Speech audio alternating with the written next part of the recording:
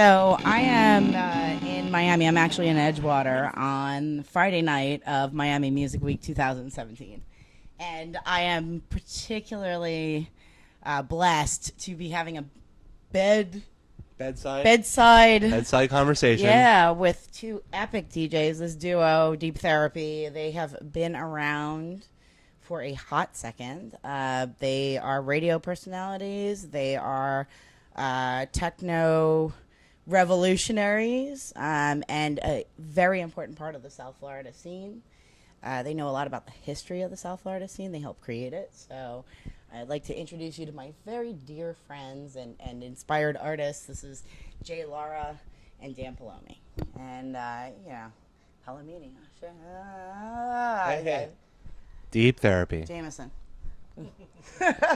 Hi, guys. You want to say hi? Hi, everybody. Thanks for chilling with us. Thanks for having us, Leah. It's awesome that you put this together and everybody out there. So, so it's Miami Music Week. It is Miami Music Week. It's We got a lot of Ultra awesome, coming up. Ultra coming up. A lot of awesome things. Ultra.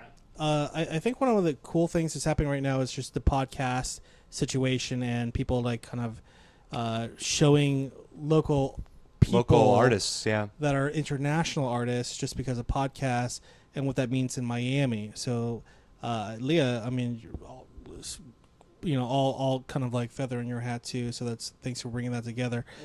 I don't know where to start. Let's go back to the beginning.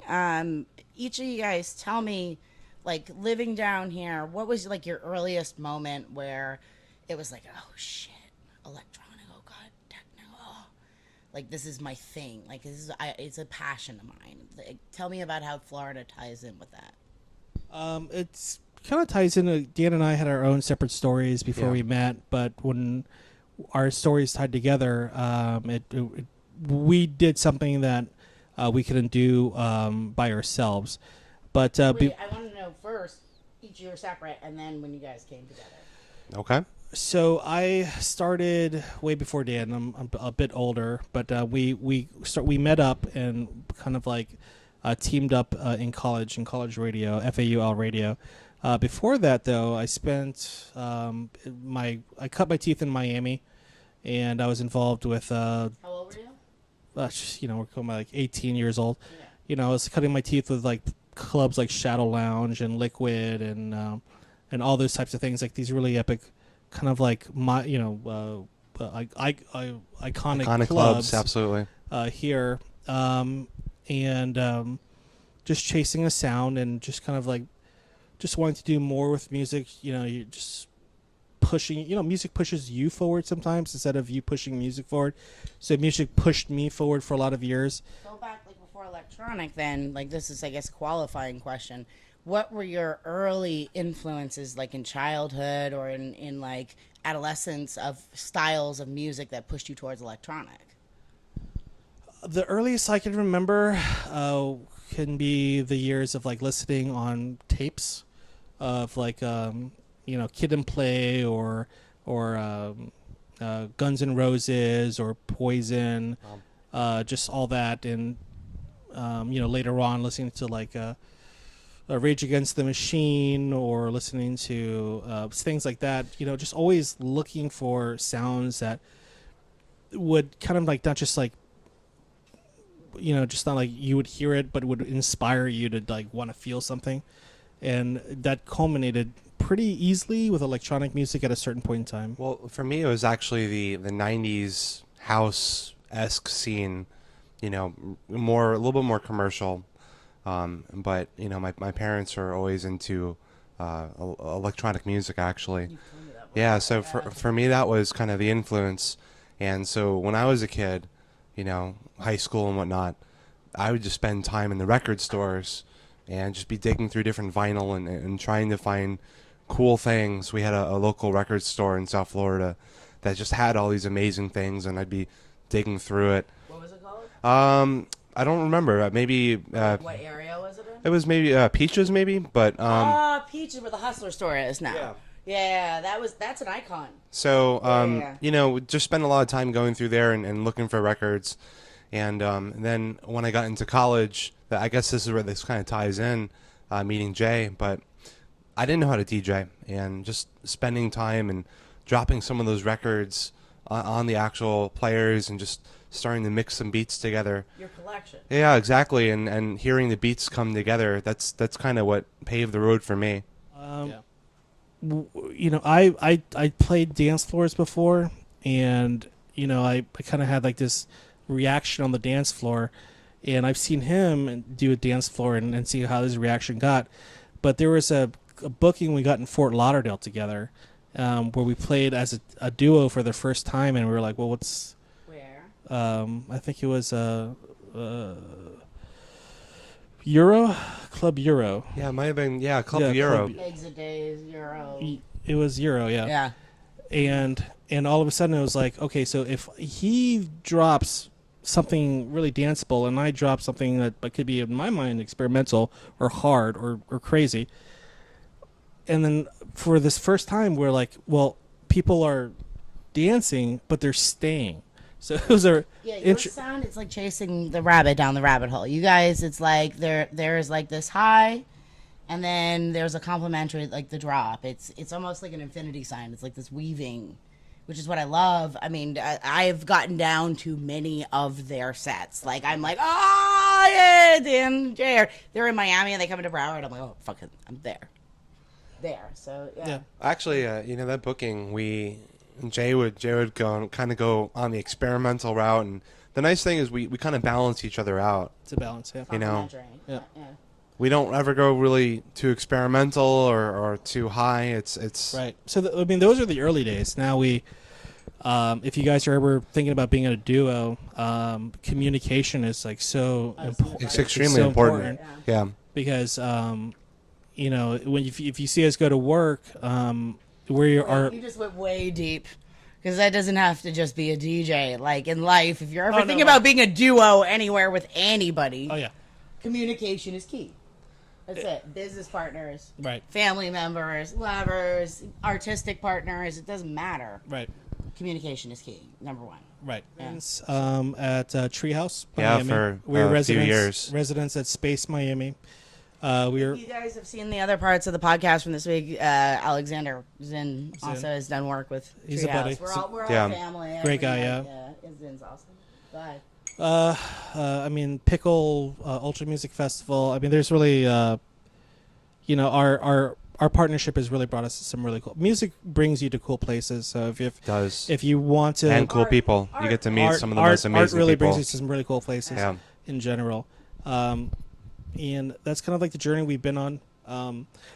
As far as, you know, who we are, I mean, we're just kind of like personally, if you meet us, kind of just like guys. Just come up, laid back, say hi. Logical, down to earth, chill guys that you've met. We're guys who like to mix records together. We like to produce music, of course. I spent years in a band, so I'm kind of a band geek kind of guy. Dan has always been more on the tech side. A little bit on the tech side, yeah. What did you play in the band you were in? I was the lead saxophone kind of guy. So we've had this conversation a while ago. Yeah, I forgot that you play sax. That's awesome. And I played the guitar and bass. Yeah. So. It's every excellent DJ that I've met definitely has some kind of background in a instrument too. It's like people think, oh, the push and play. There's a lot of like criticism in the industry about, oh, DJs, but the DJs that hold their weight, and when people really get into understanding electronic, is that they're musicians. So even if, well, like, I want to go back to an earlier point you brought up. It's kind of like where did it all start for you? It should start from anybody, the same way it should start for me or for him, and it's in a position of listening intently to music and imagining and just creating in your own head a vision of, you know, what this music is. Is there something that you can contribute to it? Endless of hours. I mean, if you just spent endless hours listening to music and imagining where, just learning and learning capacity, do everything we could do, given the importance of the position You you gave us a position. You put us in front of these people who came out. They paid their money.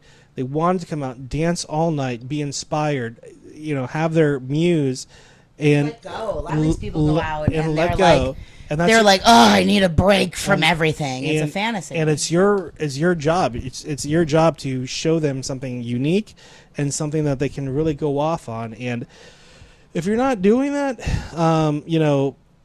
what the fuck are you doing? Exactly.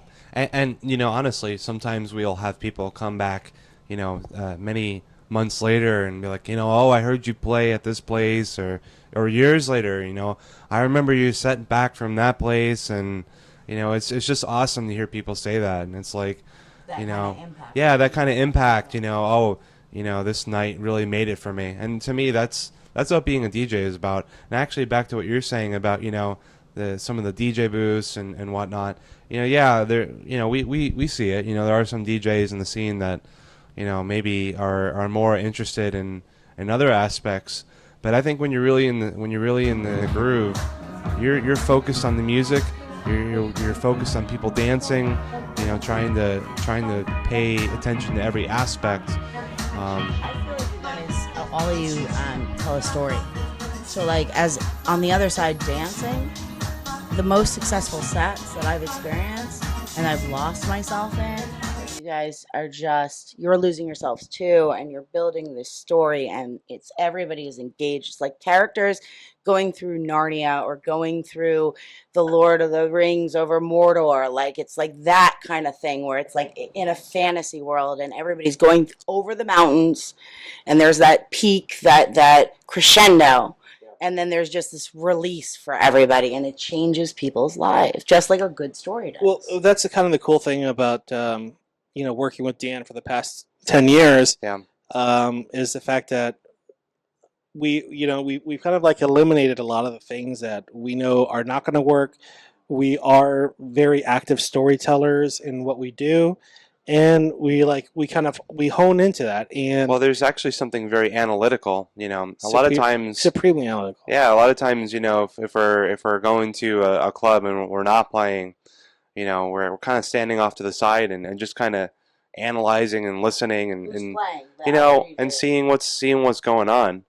Yeah. Again, tying back in, I'll give you guys a little breakdown. Last year at Ultra, I had the pleasure of being with Jay and his partner in crime, Cherie, and another friend of ours at Ultra on Sunday. And Jay had not been to Ultra in a minute, right? Since we played, or since we... I think maybe 4 or 5 years. Before that? Yeah. So he was, but like, you've been there, done that. And he's like, all right, fine, we're going. So...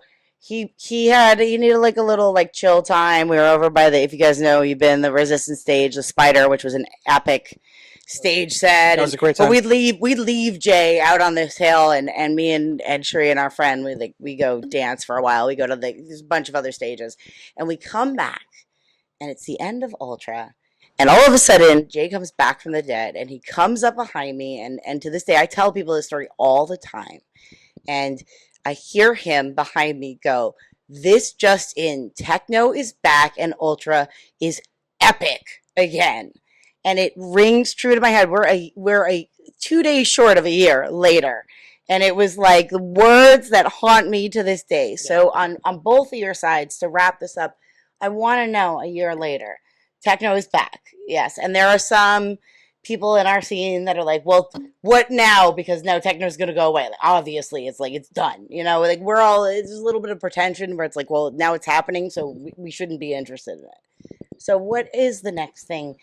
A year, 5 years, 10 years from now? Where are we going with this? What is the end game? Or maybe there's never an end game, but what is what would you like to see or experience? So one of my favorite things about this music that kind of brought me in the beginning years was the fact that, master musicians are always cooking a new sound somewhere on this planet, and we're going to find about it, maybe not the first, but we'll catch the wave. But that's the real underground, and the underground will always reverberate back to people that appreciate the newest sounds first. Yeah. And we're always looking for that, but if what genre is going to come in or come out, who knows? But well, I'll tell you one thing. Well, again, this is like guilty. It's like, oh, my magic crystal ball. You're allowed to go there. Looking back 4 years, many people said to me, yo, you want to do a techno party in Miami? Techno is not going to work in Miami. I mean, how many times did I hear that? How many times? Where are we going in a little bit too? Well, we hear like techno's not going to work in West Palm Beach. Techno's not going to work in Fort Lauderdale. So South Florida in general, yeah, it's hard. I mean, techno's working actually, and we're going back to places where people said that hip hop wouldn't work, or rock wouldn't work, or it just has to be top 40 all the time in every place that you go. But somehow, some way, electronic music prevails, and it continues to, and it in top 40 electronic music prevails. It's mixed into the top 40. What are you talking? Yeah, so there is electronic in there. So the big picture is, we have like this really exciting music that people are still wrapping their heads around, even though it's been 40 years in. Going back to the house days of Black Eyes, having like awesome gay parties in Chicago or whatever, and just dancing all night to today, and there's just no stoppage of this mishmash of sounds, and it will always be a mishmash of sounds, until people, start doing something that's just a little bit more innovative than the last time of the mishmash that you drove everybody crazy. So, I mean, if you're an artist, if you're like looking to make something, don't copy, just innovate. Innovate. Just innovate. Find a new sound that you like. Do something different. Find a new sound that you like, you want to hear, and go with it. And believe in it. Always believe in it, and then if you do, people will enjoy it. Absolutely. All right. Thanks for joining us, guys. I guess the end thought is don't stop ever. It's pretty consistent, and we are going out to yes to all. Yes to all. Yes to all. I will see you guys later in the weekend. Guys, if you want to check us out, check out. We're on Mixcloud. You can look at Soundbox Miami Mixcloud. We have a selection of not only our own sets, but a lot of the local guys. Donnie Lowe. We'll throw all the links in in the subcategories. Really awesome to check out outside of our own things. But thanks for hanging with us. Yeah, Jay, Dan, thank you. It's a pleasure. Always love you guys.